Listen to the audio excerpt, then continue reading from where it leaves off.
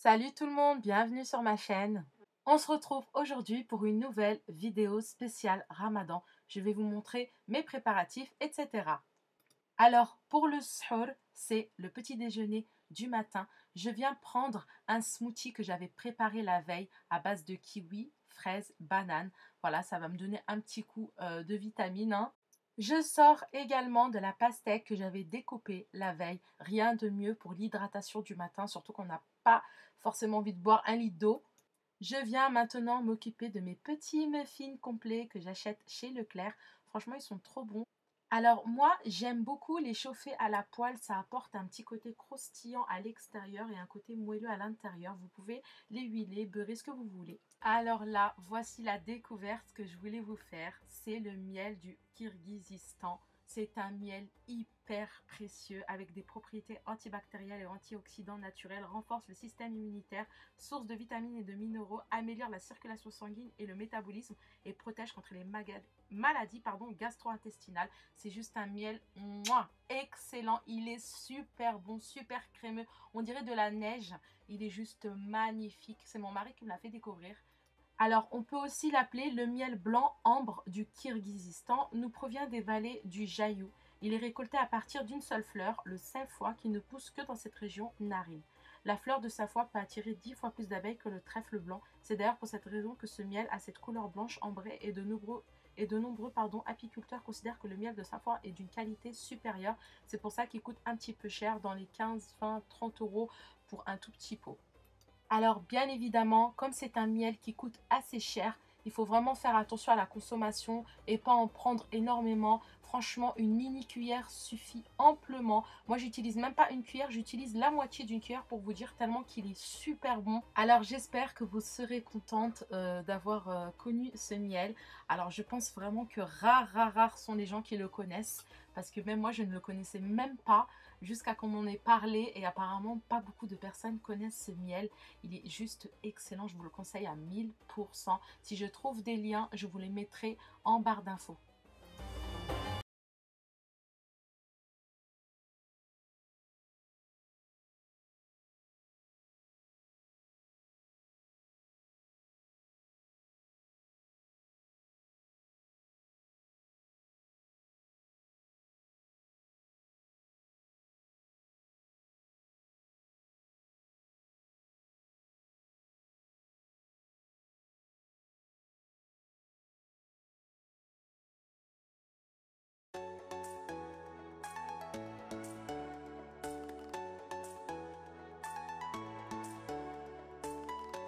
Pour le petit déjeuner, je suis aussi venue prendre une barre céréales au peanut et milk chocolat.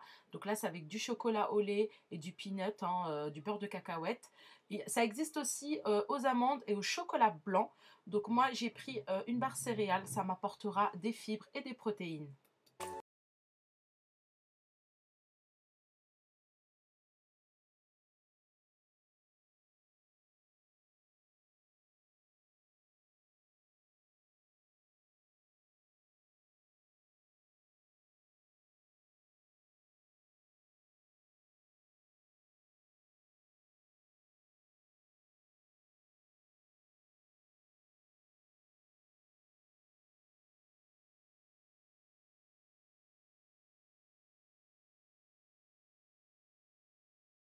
Alors après avoir fait mes ablutions, je viens toujours passer un coton avec du démaquillant pour nettoyer mon visage, enlever tout le calcaire et je viens appliquer une crème hydratante. Alors là, j'ai pris une crème à l'acide hyaluronique.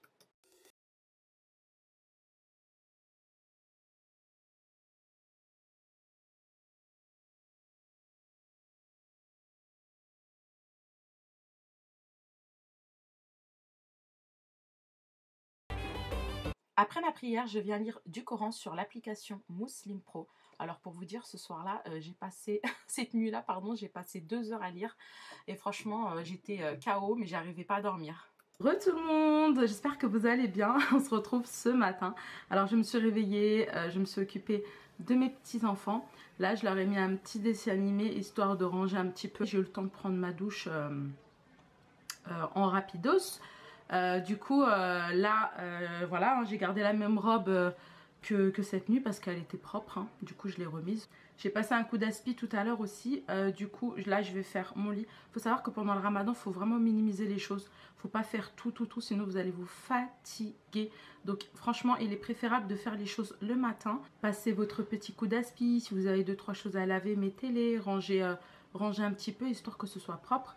Et concernant le lavage du sol, je vous conseille quand même de le faire le soir. Moi ça m'arrive de le faire en journée, mais après je suis complètement HS parce que chez moi c'est quand même assez grand. Du coup pendant le ramadan je conseille de faire le lavage du sol le soir, hein, sauf si chez vous c'est petit, hein, mais franchement minimisez vraiment les choses. Occupez-vous plus du rangement vite fait, aspirateur, voilà vraiment les choses, vaisselle, les choses essentielles. Et puis après faut savoir aussi que vous attaquez avec le repas en fin d'après-midi. Et le sport, pour celles qui font du sport, moi personnellement je fais du sport, du coup je vais instaurer une petite séance tout à l'heure. Je pense que je vais la faire vers 19h, 19h30.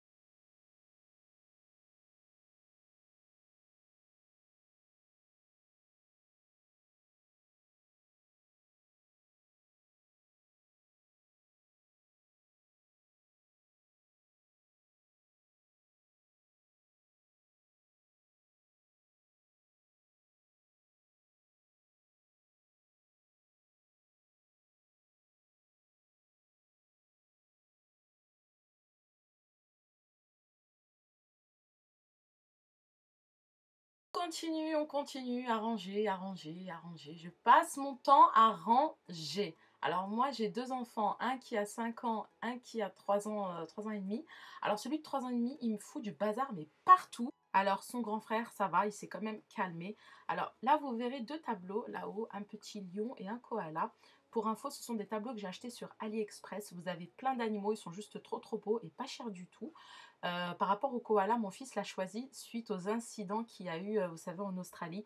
Il a eu trop de la peine d'avoir vu les koalas brûler, etc., etc. Du coup, il m'a dit, je veux un koala, maman, le pauvre. En plus, il est trop mignon le tableau. Du coup, je lui ai pris un koala. Et son frère, son petit frère, a choisi le petit lion. Et en fait, ils font des bulles de chewing-gum. C'est trop mignon dans les chambres des enfants. Et vous avez vraiment tout sur AliExpress. Je vous mettrai le lien en barre d'infos.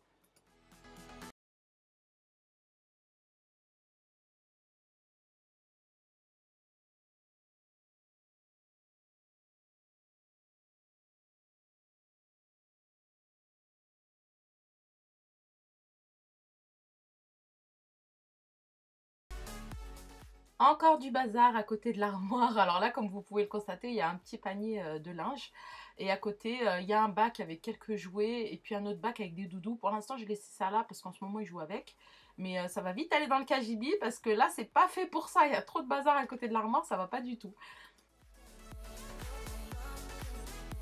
Alors là, je vais préparer le repas du midi. Alors pour Adem, ça sera des œufs, des boules frites au four et des brocolis. Et pour son frère, ça sera du poisson, des brocolis et des petites boules frites. J'appelle ça les boules frites, mais c'est des noisettes quoi au four. C'est comme les frites au four quoi.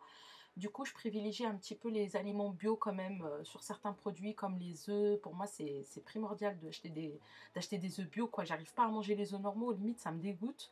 Mais après, quand on n'a pas le choix, bien évidemment, bah, on mange ce qu'il y a, hein. Je suis totalement d'accord avec les gens qui n'ont pas le choix. C'est normal. Mais franchement, il faut vraiment privilégier les aliments bio sur certains produits, surtout les œufs, etc. Sinon, à part ça, qu'est-ce que je voulais vous dire de plus?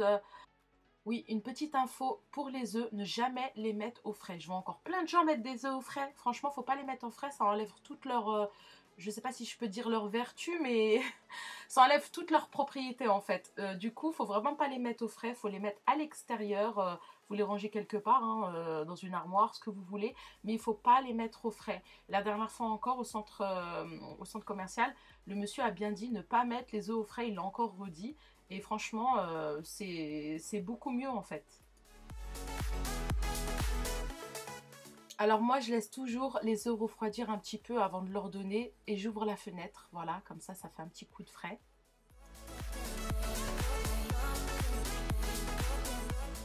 Alors toujours nettoyer après avoir fait quelque chose parce que franchement, c'est la base pour avoir une cuisine propre.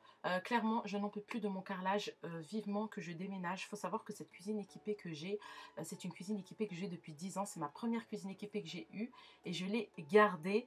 Et du coup, parce que voilà, je voulais pas changer de cuisine alors que je savais qu'en fait que j'allais déménager parce que je compte pas rester là où je suis. Donc c'est pour ça que j'ai une cuisine ancienne et que j'ai un carrelage ancien, si je peux dire ça.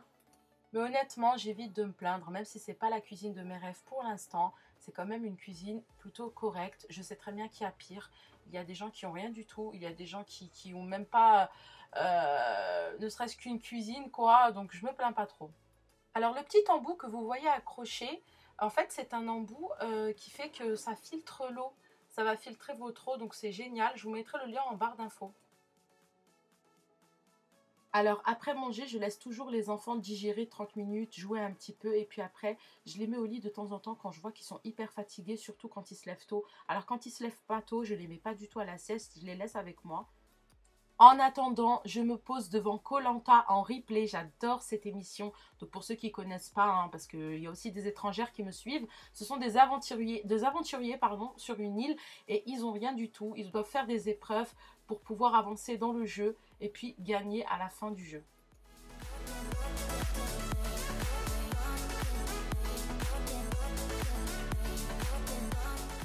C'est parti pour la préparation du repas de ce soir. Donc on va faire des samosas indiens. Donc on aura besoin de 250 g de farine, de 2 grandes cuillères à soupe de yaourt. Alors je vous conseille un yaourt vraiment velouté et pas un yaourt qui est lourd.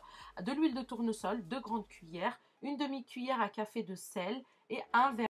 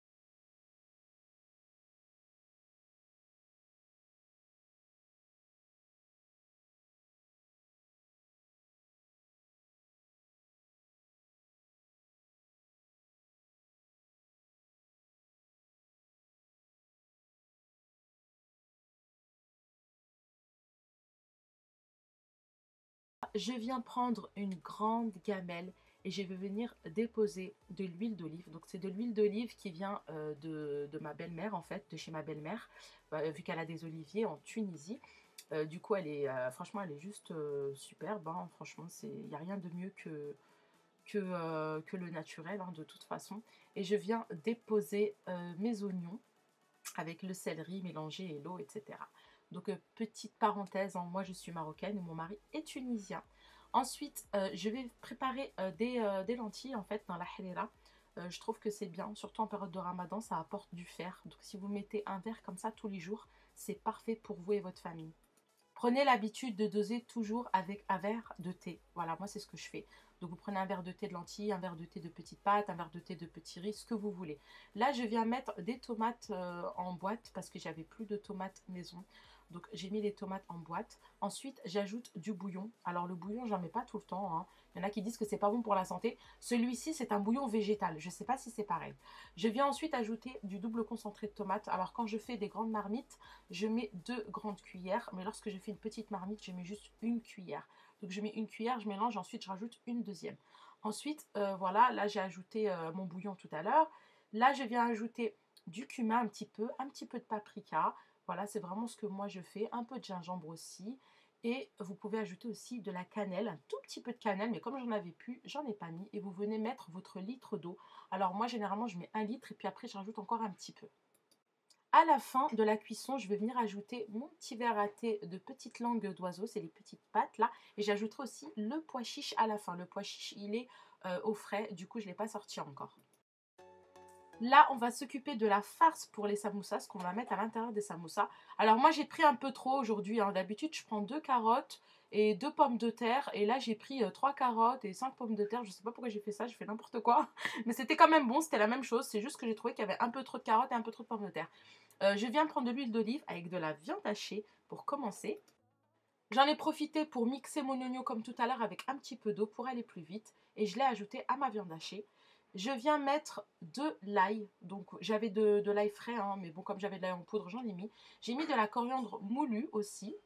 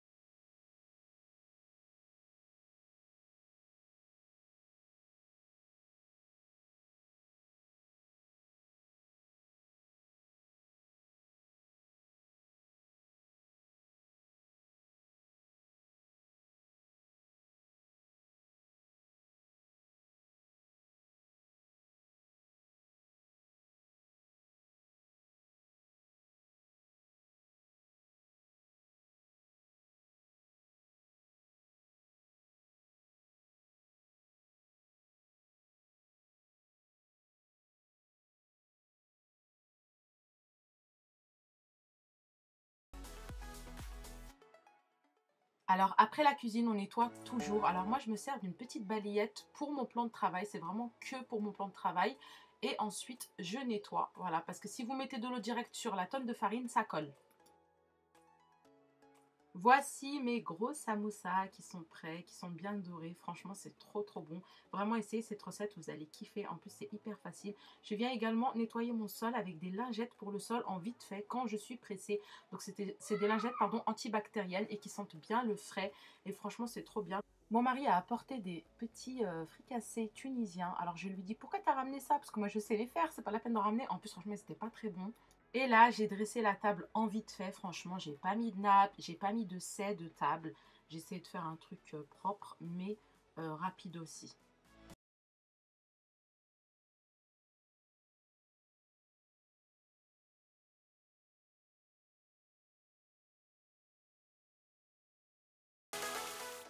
Alors, je vous montre où est-ce que j'ai acheté ma vaisselle. Alors, ces verres viennent de chez Maison du Monde. Je pense que beaucoup les connaissent, hein.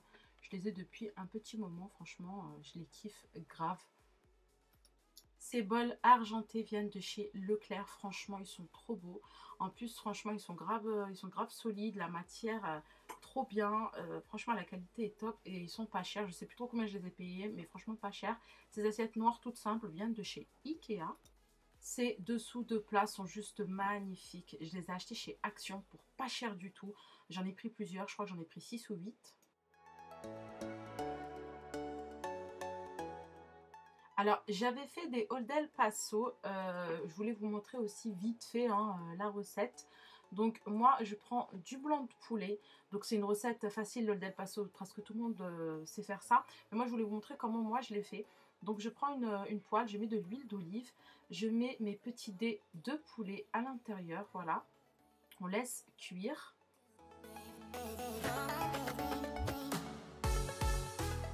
Pendant que le poulet devienne tout blanc, je viens préparer mes poivrons. Alors vous prenez un poivron vert, un poivron rouge. Vous coupez aussi en lamelles un oignon qu'on aura besoin pour les Old El Paso. Alors je rassemble tout ensemble. Lorsque mon poulet devient blanc, là je viens verser mes oignons, mes poivrons verts, mes poivrons rouges. Et ensuite je viens mélanger le tout. Je viens ensuite prendre mon kit de fajitas, voilà, donc c'est un petit carton avec les tortillas de blé, le sachet de sauce et le sachet d'assaisonnement. Franchement, ça vient de chez Leclerc, hein, c'est la marque de chez Leclerc. Et franchement, j'aime beaucoup, j'aime beaucoup. Je me demande même si je préfère pas celle-ci à toutes les autres. Je viens ensuite ajouter la sauce qui se trouve dans le sachet, voilà. Donc, je mélange le tout juste après. Alors là, je vous montre ma technique. Je viens prendre le sachet d'assaisonnement, là où il y a les épices, et je vais venir en saupoudrer partout et je vais laisser. Je ne vais pas mélanger tout de suite. Ma technique, c'est de laisser à peu près 20 secondes et ensuite, après, vous pourrez mélanger et vous refermez un petit peu et vous mettez à feu doux. Ensuite, ma technique pour les tortillas, c'est les mettre dans de l'aluminium et de les mettre au four quelques minutes, au moins 10 minutes. Franchement, c'est meilleur au four, je vous assure. Alors, il ne faut pas mettre une cuisson trop forte non plus parce que sinon, ça va être croustillant. Mais il faut vraiment que le but, c'est que ce soit chaud. Franchement, le but, c'est que ce soit chaud. Mais c'est vraiment meilleur que de les manger comme ça ou de les mettre au micro-ondes. Vous pouvez également aussi les faire chauffer à la poêle si vous voulez.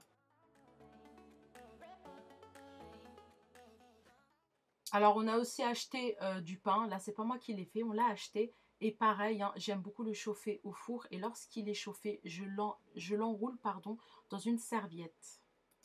J'ai aussi fait quelques briques que je vais venir déposer à table à la fin.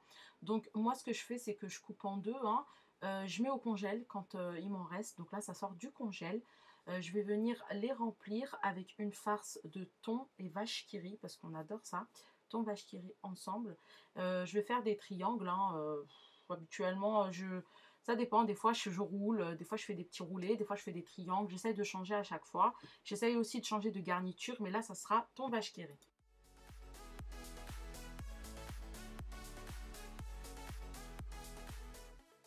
Là, je les ai mis sur l'huile. Alors, il faut savoir que je mets beaucoup de sopalin hein, pour vraiment absorber l'huile. Mais vous pouvez les mettre au four. Parfois, je les mets au four avec du jaune d'œuf pour qu'elles soient dorées.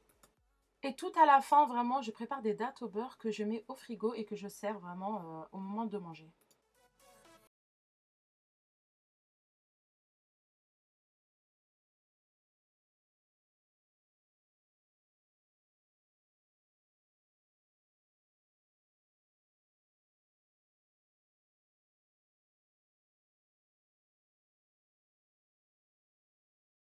Alors après le repas, je prépare toujours de la pastèque qu'on mange en fin de soirée, histoire de bien s'hydrater. Et on en garde toujours pour le lendemain matin pour bien s'hydrater aussi, pour commencer le jeûne. Alors pour le dessert du repas du soir, on aime bien avec mon mari se poser, boire un petit thé de temps en temps et accompagner ça d'un gâteau oriental que je vais vous montrer juste après. Alors j'ai une très belle et grande théière, mais je ne vais pas l'utiliser parce qu'on n'est que deux. Donc je prends juste une petite théière, ça suffit amplement.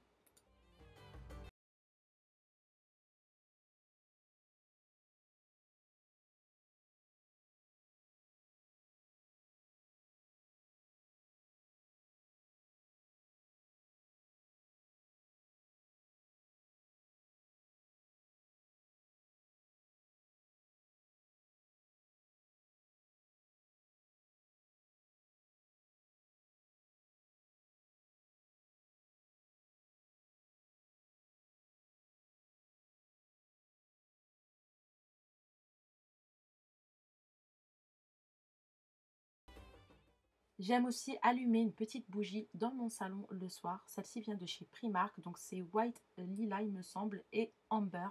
Voilà, donc de l'ambre. Ça enlève les mauvaises odeurs et franchement, rien de mieux. En tout cas, j'espère que cette vidéo vous a plu. N'hésitez pas à liker la vidéo, à vous abonner si vous ne l'avez pas encore fait. On sera de plus en plus nombreux. Merci beaucoup. Gros bisous, à très vite.